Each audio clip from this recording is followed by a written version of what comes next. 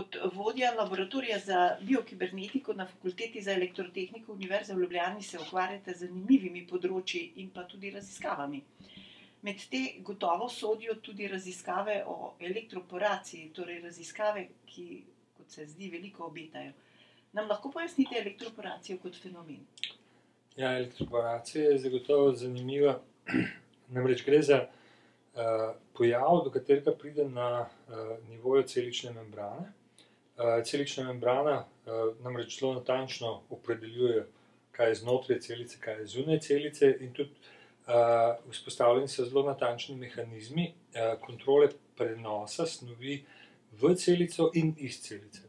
Elektroporacija omogoča začasno destabilizacijo membrane. Se pravi, da električne impulze spuščate? Ja, mi v bistvu dosežemo elektroporacijo na ta način, da izpostavimo celico električnemu polju. In sicer to naredimo tako, da dovedemo električne napetostne pulze, ki so kratki, primer 100 mikrosekund, lahko so nekoliko krajši, nekoliko daljši, ampak na vsak način kratki v primerjavi s tem, kar pač doživljamo v vsakdanu.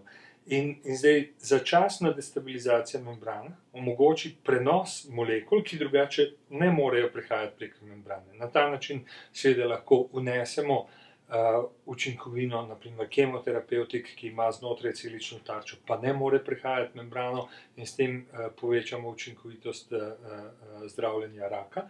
Ali pa omogoči izvlek oziroma ekstrakcijo določenih molekul iz bakterij ali pa iz mikroalg, kar pomeni, da lahko tudi pridobivamo pravzaprav določene snovi.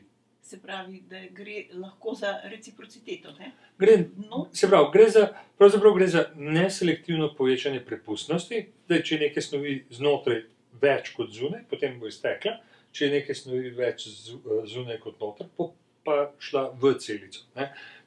Ampak tukaj gre za kontrolo, ki jo lahko na nek način zagotavljamo z amplitudo, trajanjem električnih pulzov in pa številom električnih pulzov. No, raziskave elektroporacije domnevam, da niso samo domena elektrotehnike, kjer ste vi, ne? Tu vstopajo tudi druge discipline, druga znanja, različna delovna področja tudi. Kot razumemo, gre najbrž za zelo interdisciplinarno področje. Ja, elektrotehnika je samo, bom rekel, ena disciplina, ki vstopa s svojim znanjem in pripomore seveda k tem, da se raziskave lahko hitreje odvijajo. Tukaj se stekajo pravzaprav potrebna so znanja biologov, medicincev, potem farmacije, kemije, fizike, fizikalne kemije. Tako da elektrotehniki pravzaprav vstopamo v enem segmentu, ki se nanaša predvsem na razvoj naprav, ki jih potrebujemo za elektroporacijo, se pravi za elektroporatorje, to so pulzni generatorji, elektrod oziroma komor, kjer vzorec ali pa tkivo izpostavimo električnim pulzom, se pravi električnim poljem, in pa seveda modeliranju porazdelitve polja električnega in do neke mere tudi procesov, ki jih opazimo pri tem, ko izpostavimo celice ali tkiva električnim pulzom. Se pravi, en relativno ozek segment. No, pa me zanima, a je to tudi značilnost novodobnega proučevanja in pa raziskovanja, ne samo elektroporacije, ampak česarkoli. Kot kaže, so samohodci tudi v znanosti danes bolj redki. Kako vi to pojasnjujete v znanosti? Jaz mislim, da večinoma se kot družba spopadamo z relativno kompleksnimi problemi, kompleksnimi vprašanji. Sam sem prepričan, da odgovore na taka kompleksna vprašanja ali pa rešitev takih kompleksnih vprašanj lahko najdemo samo preko interdisciplinarnega pristopa. Se pravi, potrebujemo nujno specialna znanja, vendar potrebujemo sodelovanje različnih strokovnjakov. To se mi zdi, da je najbolj logičen pristop v današnjem, bom rekel, res zakompliciranem svetu. Pa tudi najbrž prihodnje vedno bolj, ne? Torej, na vsak način potrebujemo seveda specialna znanja. Potrebujemo specialiste, ne? Potrebujemo, bom rekel, poglobljena znanja, ampak potrebujemo tudi integracijo teh znanj iz enega področja v drugo področje. Se pravi, gre za sodelovanje na vseh možnih nivojih. Zaradi tega tudi poskušamo zdaj, Evropska komisija poskuša integrirati tudi humanistična znanja, sociološka znanja v raziskovalne projekte, ker tudi te aspekti, te vidiki, kako zdaj zagotavljati neko hrano, dovolj hrane, pri čemer pa se potem izkaže, da kar naenkrat ljudje ne sprejemajo, naprimer, genetsko spremenjene hrane ali kaj takega. To so socialni vidiki, sociološki vidiki, ki jih je treba seveda upoštevati že v fazi samega razvoja. No, vrniva se k elektroporaciji. Za to metodo ste mi dejali, da je metoda na nek način metoda prihodnosti. Sliši se seveda zelo obetavno. Na katerih področjih oziroma v katerih vejah znanosti in ali pa tudi proizvodne oziroma dejavnosti se obetajo premiki? Elektroporacija je zelo enostaven fenomen pravzaprav za razumeti, pa izredno učinkovit. Največ sam in pa skupina, ki jo vodim, smo se največ ubadali pravzaprav z uporabo elektroporacije v medicini. Za vnos kemoterapevtikov, za povečanje učinkovitosti kemoterapije v sodelovanju s kolegi iz Onkološkega inštituta tukaj v Ljubljani, za vnos genskega materiala, za spremembo delovanja pravzaprav bakterij ali pa celic, se pravi področje medicine. Že več desetletij pa seveda potekajo raziskave in uporaba v zadnjem času, uporaba elektroporacije na področju inaktivacije bakterij, se pravi pasterizacije tekoče hrane, na primer. V zadnjem času tudi za ekstrakcijo snovi plazmidne DNK ali pa določenih proteinov, molekul iz mikroorganizmov, kot so bakterije, kvasovke, mikroalge.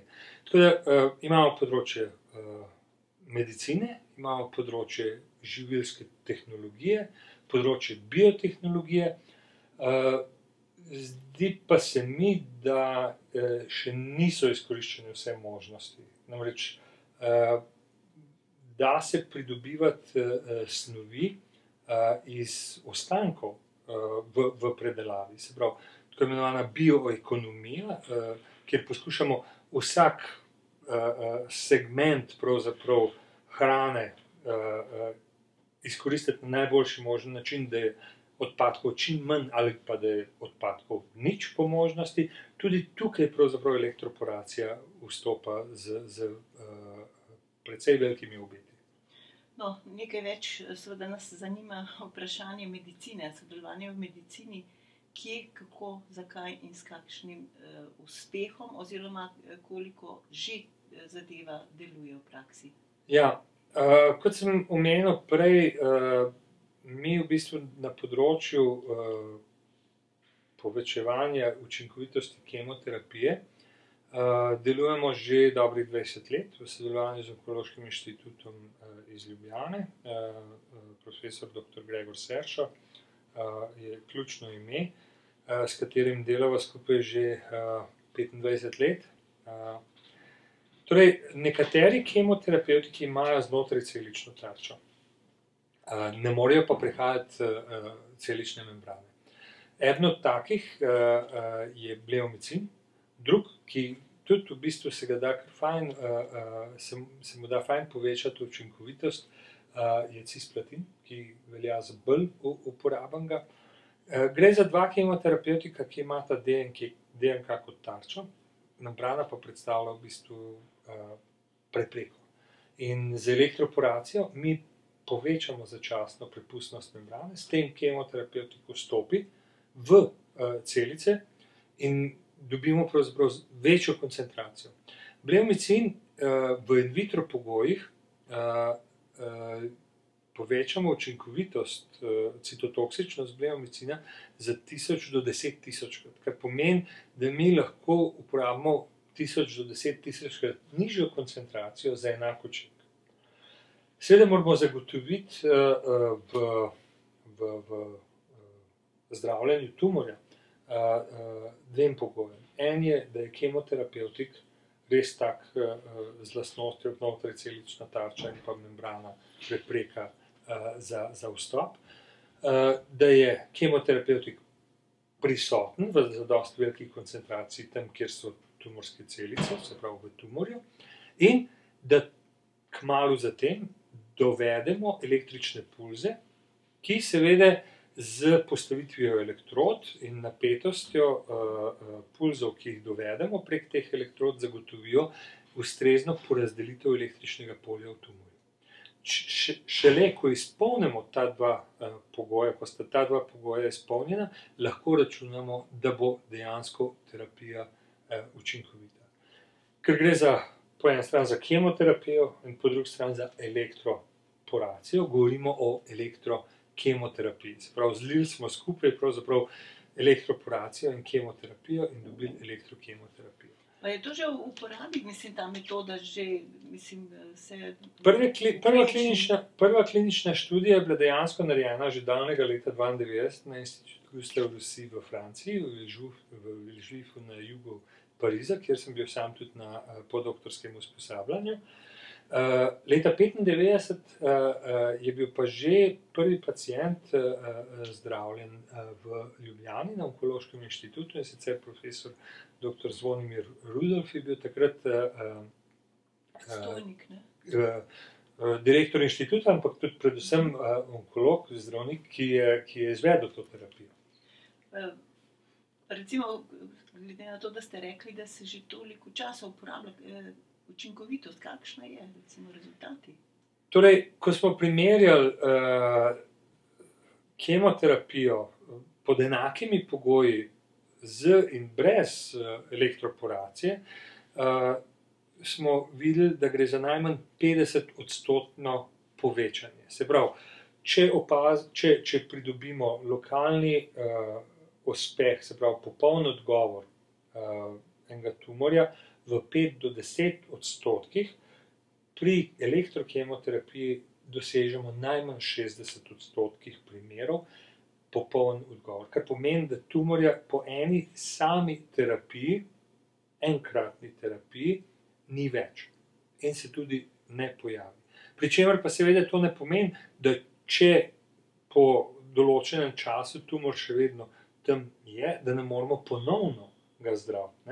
Se pravi, že ena sama elektrokemoterapija, ki je izvedena v nekaj minutah, gre za vbrizganje kemoterapevtika, potem počakamo nekaj minut za to, da se kemoterapevtik porazdeli po telesu in da je zadostna koncentracija prisotna v tumorju, dovedemo pulze, ti pulzi so 8x100 mikrosekund, se pravi izredno majhno število pulzov in kratko, in potem pravzaprav počakamo, da tumor zgine.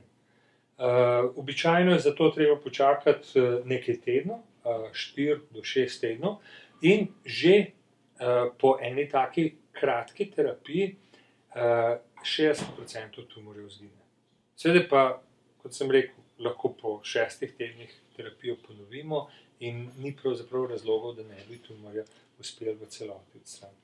Gre tej metodi zasluga za uspešnost vas osebno in pa vas skupine vaših raziskovalcev? Torej, domišljam si, da na vsak način en konček sem tudi jaz prispeval, naša skupina seveda tudi. Vedno gre, kot ste prej sami rekli, za interdisciplinarno delo. Torej, osnovna ideja združevanja pravzaprav kemoterapevtika z elektroporacijo gre kolegu Louisu Miru iz Inštituta Gustave Roussy iz Francije, In pa japonskim kolegom Okino in Mori, ki so objavili konec 80. let prve članke, in sicer Francozi so naredili sistematično študijo, kjer so dejansko pokazali tudi mehanizme, zakaj, kako bleomicin ne more prehajati prek membrane in tako naprej. Medtem, ko japonski prispevek je bil nekoliko bolj, bom rekel, fenomenološki na nivoju tumorskega modela, na tumorskem živalskem modelu. Ne glede na to, smo mi potem v bistvu v Ljubljani pričeli z raziskavami sistematično leta 1993 s kolegi iz Onkološkega inštituta. Dodali smo kemoterapevtik cisplatin in predvsem to, kar smo delali pri nas v Ljubljani, je v naši skupini je bil razvoj puratorjev, se pravi razvoj pulznih generatorjev in pa elektrod, ter seveda razumevanja, kaj se dogaja na nivoju tkiva. Tako da, namreč elektroporacija je samo eden od mehanizmov, ki zagotavljajo povečan vnos v celico kemoterapevtikov. Poleg tega opazimo vazokonstrikcijo, se pravi prekinitev dotoka krvi in kisika za določen čas. Opazimo seveda tudi žilno razdiralni učinek elektrokemoterapije in nenazadnje prispeva še imunski odgovor, zadnji, bom rekel, tisti čistilni del, kjer še nekatere celice, ki ostanejo, ker so pa zdaj seveda v zelo majhnem številu, pa imunski sistem postane učinkovit. Tako da elektroporacija membrane je en osnoven mehanizem, vendar je pa tukaj še ene par drugih pojavov na nivoju tkiva, ki seveda zagotovijo popoln odgovor in uspešnost elektrokemoterapije, take kot jo zdaj poznamo. Profesor Miklavčič, omenili ste elektroporacijo kot uspešno metodo v prehranski industriji oziroma na polju prehranjevanja. Kaj od tega si obetate oziroma kako tam poteka lahko? Ja, na področju hrane je izredno zanimivo, in to je bila tudi ena izmed prvih aplikacij, pravzaprav, temu rečejo blaga pasterizacija ali pa pasterizacija z uporabo pulzirajočega električnega polja, se pravi z električnimi pulzi. Namreč, mi elektroporacijo lahko kontroliramo na ta način, da zagotovimo, da je povečana prepustnost membrane samo začasna, ne? In da se potem membrana zaceli in celica preživi. Seveda, če mi izpostavimo celico večjemu številu pulzov, višjim amplitudam ali pa dalj trajajočim pulzom, potem seveda celice odmrejo. No, in če pri, na primer, soku ali pa kakšni drugi tekoči hrani, kakšne juhe ali kakšni taki pripravki, uporabimo električne pulze za to, da uničimo bakterije, s tem pravzaprav zagotovimo pasterizacijo. Vendar je zagotovimo ne preko segrevanja, kot je v originalu pasterizacija bila mišljena in se še uporablja, kjer seveda za kratek čas dvignemo temperaturo mleka ali soka na 90 stopinj ali celo več in ga potem ohladimo in seveda s tem termično uničimo kvarne pa patogene bakterije, ampak to zagotovimo z električnimi pulzi. Osnovni mehanizem je poracija membrane, torej ne segrevanje, ampak poracija membrane. S tem v bistvu mi število bakterij znižamo enako za 5 logaritmov, kot na primer z termično obdelavo, ampak zagotovimo pa okus, barvo in kvaliteto soka, kot bi bila, če je svež, ne. Se pravi, mi ne uničimo antioksidantov, vitaminov z pregrevanjem, ne, ker vse te snovi se na nek način uničijo do določene mere skupaj z mikroorganizmi, kadar gre za termično obdelavo. Tako da to je ena taka zelo zanimiva aplikacija, ki že prihaja na trg in v razvitih zahodnih trgih že najdemo sveže sokove, ki so blago pasterizirani. Blago pasterizirani z električnimi impulzi. Koliko se pa recimo naša industrija zanima za to in kakšne so sploh možnosti? A išče sploh načine? Torej, jaz moram reči, da v zadnjih letih skozi svet sodelujemo tudi z raziskovalci z biotehniške fakultete, ki so seveda v stiku z proizvajalci pijač, z proizvajalci sokov.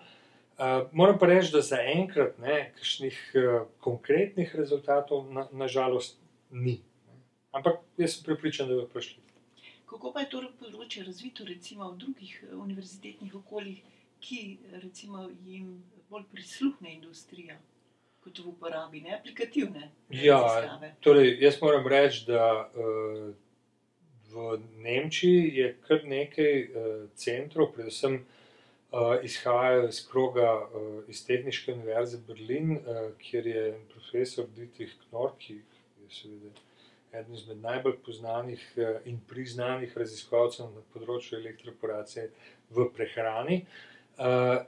Od tam so šli njegovi doktoranti, ki so v službah tudi v multinacionalkah, kot so Nestlé in Unilever in tako naprej. Njegovi doktoranti potem seveda to znanje uspešno prenašajo. Ustanovili so tudi podjetje Elea, ki proizvaja industrijske elektroporatorje, ki so sposobni procesiranja, bom rekel, do 1000 litrov soka na uro ali pa 50 ton krompirja na uro, in prodajajo te naprave po celem svetu. Tako da moram reči, da so v drugih okoljih s tem prenosom bistveno bolj uspešni, kot pa smo seveda mi. Klasika, ne? Torej, na žalost klasika po svoje niti ne presenetljivo, ampak moramo se zavedati, da tudi na primer v času, ko smo mi razvijali klinično napravo za elektrokemoterapijo, moja velika želja je bila, da bi seveda proizvajalca našli v Sloveniji, da bi eno od slovenskih podjetij prepoznalo potencial in da bi seveda se potem skupaj lotili razvoja klinične naprave. Vendar je bilo to v poznih 90-ih letih, ko smo se v Sloveniji predvsem ukvarjali po evforiji seveda pridružitve Evropski uniji, uvedbi evra, mislim da, ampak predvsem smo se ukvarjali z privatizacijo, z izgubo jugoslovanskih trgov, z pridobivanjem novih trgov. In takrat pravzaprav treba se zavedati, v področju medicine, če želiš neko novo stvar spraviti na trg, moraš biti sposoben čakati in vlagati milijone evrov, seveda, 10 let ali več. In res ni bilo moč najti podjetja, ki bi takrat prepoznalo to, bom rekel, znanje, ta potencial, da bi ga lahko pritegnili toliko dolgemu sodelovanju. In to je eden izmed problemov, s katerimi se na žalost srečujemo še danes. Jeseni na to temo, na temo elektroporacije, pripravljate tudi svetovni kongres. Vi ste glavni pobudnik in pa glavni organizator srečanja teh raziskovalcev vsega sveta. Kaj lahko tako srečanje prinese, pomembne premike v raziskovanju, hitrejše aplikativne možnosti in tako naprej? Torej, gre za prvi svetovni kongres o elektroporaciji. Že prej smo omenila, da elektroporacijo uporabljamo na različnih področjih. Zdaj seveda, treba razumeti, da ljudje, ki delajo v živilski prehrambeni industriji, imajo zelo določen fokus in jih zanimajo zelo ozka specializirana vprašanja. Ljudje, ki delamo na področju biomedicine, imamo drugačna vprašanja. Vendar se eni od drugih seveda lahko učimo, lahko uporabljamo znanja tako na enem področju kot drugem.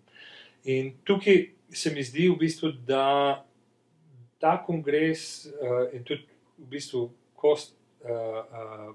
projekt, ki ga vodim, na nek način omogoča vzpostavljanje povezave med strokovnjaki in raziskovalci, ki delajo po eni strani na različnih področjih uporabe, vendar tudi temeljne raziskovalce z, rekel, inženirji, tehnologi, ki že uveljavljajo v praksi pravzaprav te postopke in te principe. Tako da na enem mestu, v istem trenutku bomo imeli približno 300-350 strokovnjakov iz več kot 50 držav, iz celega sveta, nekateri iz industrije, nekateri iz multinacionalk, nekateri iz malih podjetij in seveda iz univerz in inštitutov. In to je prvič na našem področju, kjer bomo lahko pravzaprav izmenjali izkušnje, kjer se bomo v živo srečali, in jaz sem prepričan, da bomo lahko pognali kolesje, bom rekel, razvoja, razumevanja znanosti o elektroporaciji in prenosa tehnologije v prakso bistveno hitrejši, kot pa če takega srečanja ne bo. Jaz si tudi iskreno želim, da seveda potem, ko je prvi kongres v Sloveniji, bomo imeli tudi drugi svetovni kongres, zato smo temu dali ime prvi, ne? In se že dogovarjamo z kolegi iz ZDA, da bi pač čez 2 leti organizirali drugi svetovni kongres. In upam, da bomo uspeli objaviti pravzaprav na tem kongresu, da bo pa drugi svetovni kongres pa v ZDA.